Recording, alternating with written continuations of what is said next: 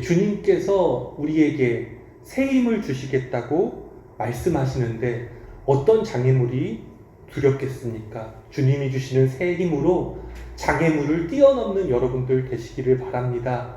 그 힘이 어디서 나오느냐 오늘 말씀드렸습니다. 내 삶을 새롭게 하기 위해서 궁극적인 질문을 한번 던져보는 겁니다. 성서를 읽으면서 그 안에서 나의 존재 의미를 찾는 겁니다.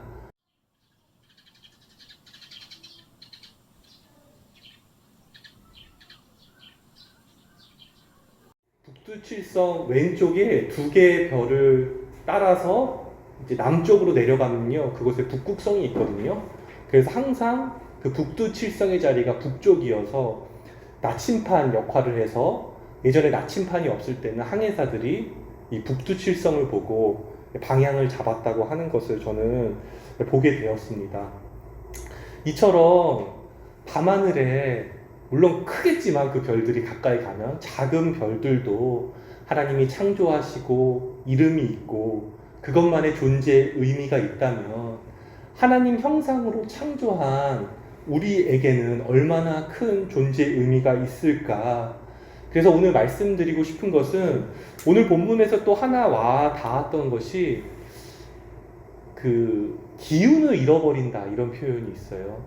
그리고 지치고 또 비틀거리고 넘어지는 그런 현실, 어떻게 보면 깜깜한 밤 현실 가운데서도요, 그 작은 별이 빛나는 것처럼 우리에게는 주님이 부르시는 이름과 그 존재의 의미가 깊은 곳에 있다는 것, 그 존재의 의미를 발견한다면 우리가 여호와를 앙망하는 자들이 독수리 날개쳐 올라가듯이 올라갈 수 있다는 것, 오늘 그 믿음에 대해서 함께 나누려고 합니다.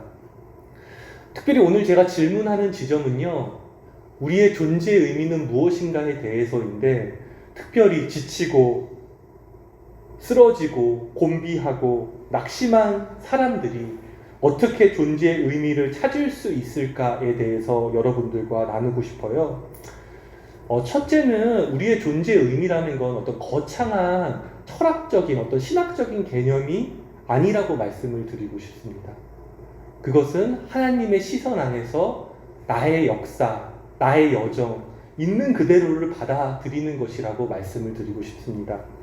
특별히 마가복음 5장 34절을 보면 주님께서 혈류증 앓는 여인이 예수님의 옷깃을 잡고 고침받았을 때 이런 말씀을 하세요. 내 믿음이 너를 구원하였다. 평안히 가거라. 거기 보면요, 이 여인이 대단한 믿음이 있었던 게 아니에요. 예수님을 향한 어떤 고백이 있었던 것도 아닙니다. 자신의 그 어려웠던 그 질고의 시간들, 하지만 생애의 의지를 가지고요, 그 예수님의 앞에 나아가서 그의 옷자락을 잡았을 때 주님께서는 그녀의 믿음, 그녀의 그 신실한 삶의 여정과 그 용기를 통해서 구원을 받았다고 말씀하시면서요, 평안히 가라고 말씀을 하십니다. 그러니까 우리가 우리의 존재의 의미를 찾을 때 먼저 나의 삶의 여정을 찬찬히 바라볼 필요가 있습니다.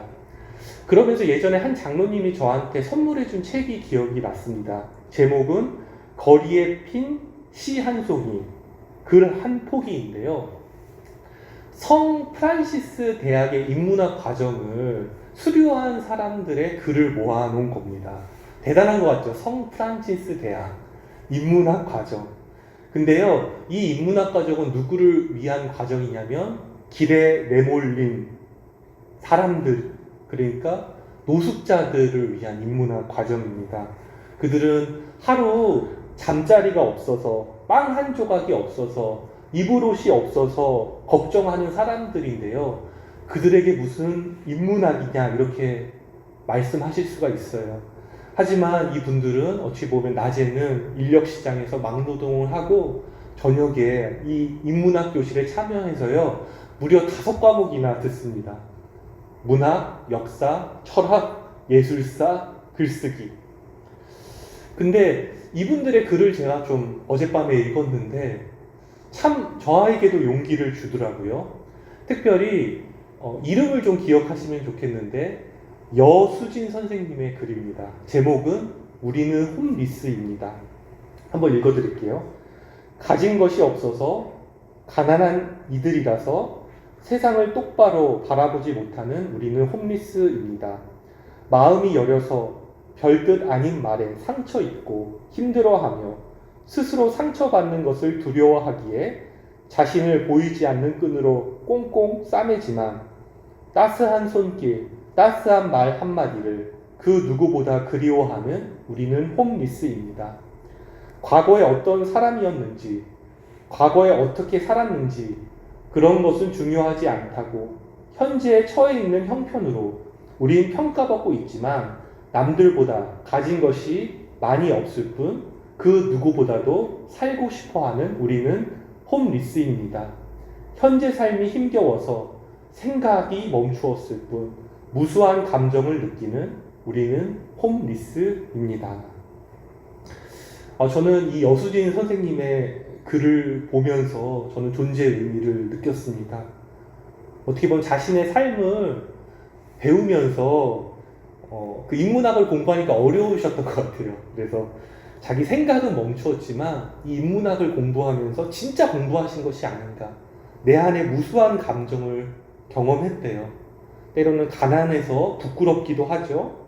사람들에게 쉽게 상처받는 자신의 여린 마음을 보고 하지만 누구보다 따뜻한 말 한마디에 그리워하는 한 사람이라는 것.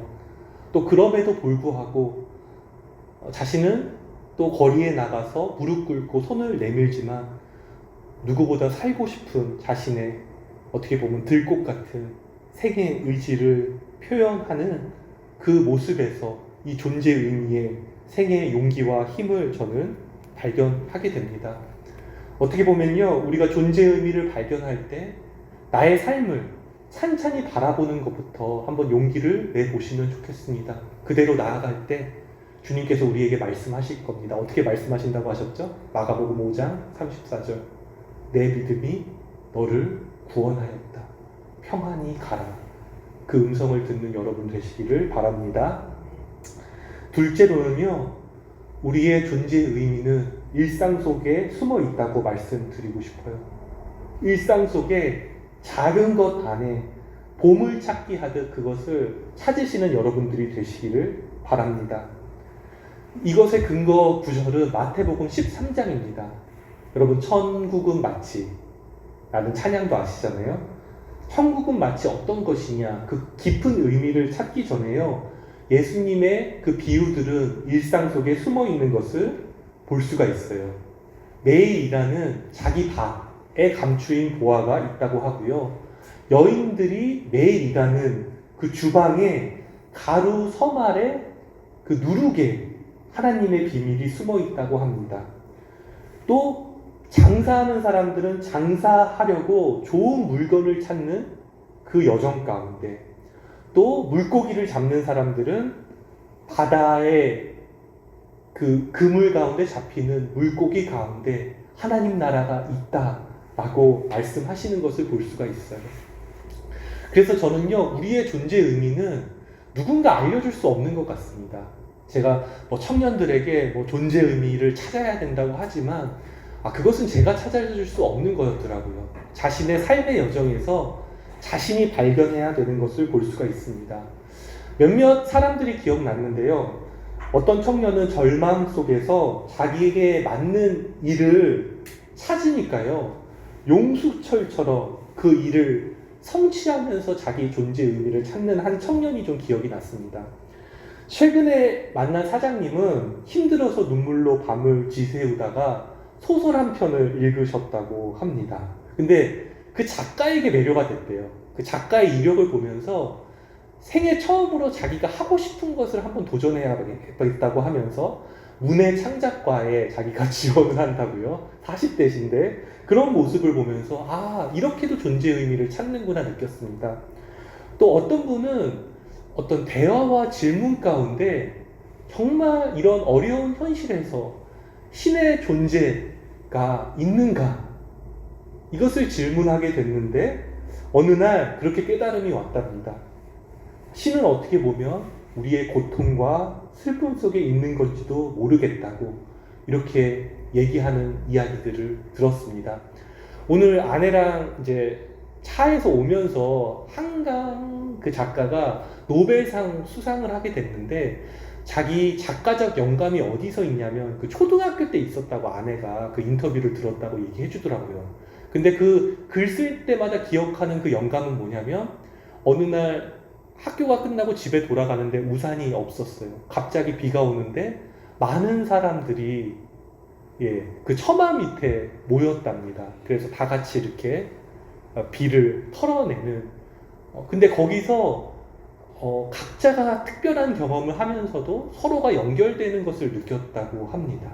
그러니까 어떻게 보면요, 그 작은 경험 하나가 나에게 특별한 의미를 주고 또 우리가 보편적으로 서로 연결될 수 있다는 것. 그래서 하나님께서는 그 하나님 나라가 우리 일상 속에 숨어 있음을 여러분들 기억하시면서 우리 일상의 작은 만남, 대화, 또 사건들을 소중히 여기면서 천천히 자기 삶을 이렇게 성찰하신다면요, 정말 우리 삶이 더 풍성할 것이라고 여러분들께 말씀을 드립니다. 세 번째로는요, 여러분들 성서를 함께 읽으면서 우리의 궁극적인 존재 의미를 발견하자고 말씀을 드리고 싶어요. 정말 이 궁극적인 존재 의미를 발견한다면 우리가 독수리처럼 날아오르는 새 힘을 분명히 얻게 될 것이다. 저는 믿음으로 말씀드리고 싶습니다. 그러면서 생각난 말씀은 갈라디아서 2장 20절 말씀입니다. 여러분 잘 아시죠? 내가 그리스도와 함께 십자가에 못 박혔나니 그런즉 이제는 내가 사는 것이 아니요 오직 내 안에 그리스도께서 사시는 것이라. 이제 내가 육체 가운데 사는 것은 나를 사랑하사 나를 위해서 자기 자신을 버리신 하나님의 아들을 믿는 믿음 안에서 사는 것이다. 저는 이 바울의 고백을 설명할 수 없다고 생각합니다. 궁극적인 존재 의미는 어느 날 여러분들이 살아가다가 찰나에 깨닫게 될 거예요. 내가 나를 위해 죽으신 그리스도가 내 안에 살아가시기 때문에 그것이 나의 존재 의미라는 것은요, 어떻게 보면 그냥 단순히 지식적으로 암송하는 것이 아니라 삶의 많은 고난과 질고와 깨어짐 가운데 어느 날 우리는 이렇게 고백할지 모릅니다. 나는 가련하고 빈궁한 영혼입니다. 나는 버림받았고 나는 외롭습니다. 라고 고백할 때요, 여러분들은 거룩한 음성을 듣게 될 것입니다.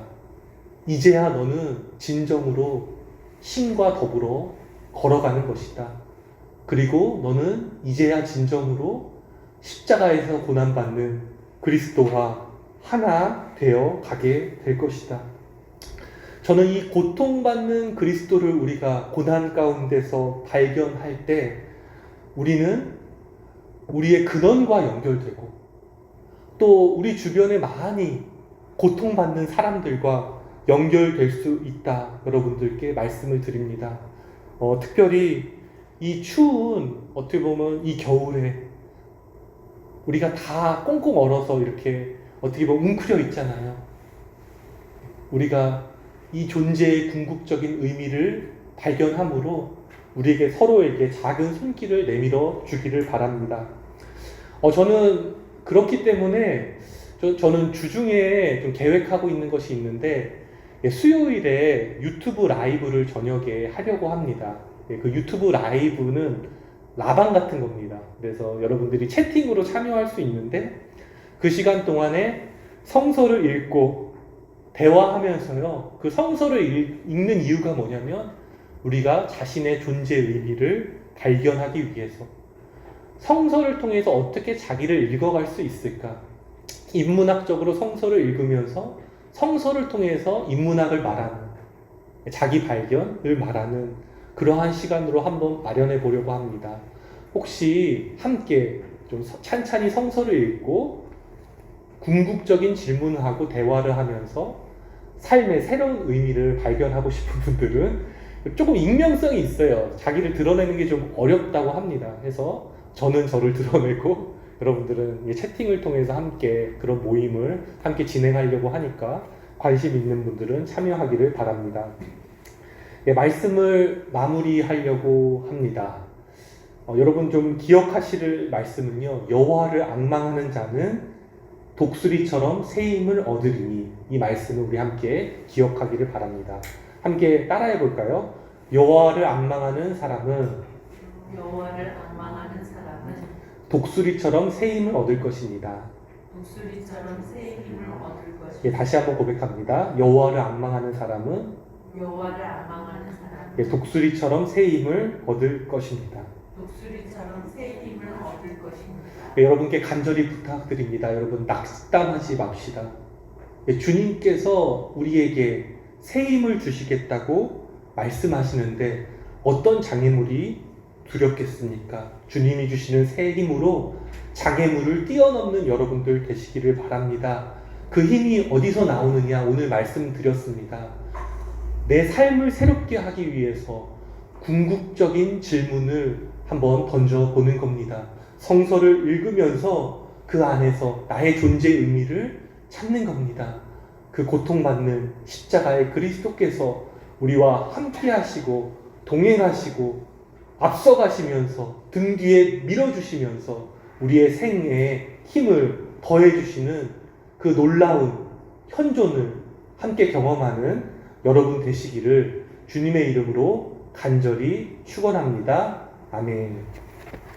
이 시간 우리 말씀을 기억하면서 잠잠히 묵상하는 시간입니다. 오늘 말씀 기억합시다. 여호와를 앙망하는 자는 새 힘을 얻으리니, 여러분 삶을 새롭게 하기 위해서 궁극적인 질문을 던지는 시간이 되기를 바랍니다. 여호와를 잠잠히 바라라. 우리의 구원이 그에게서 남이로다. 아멘.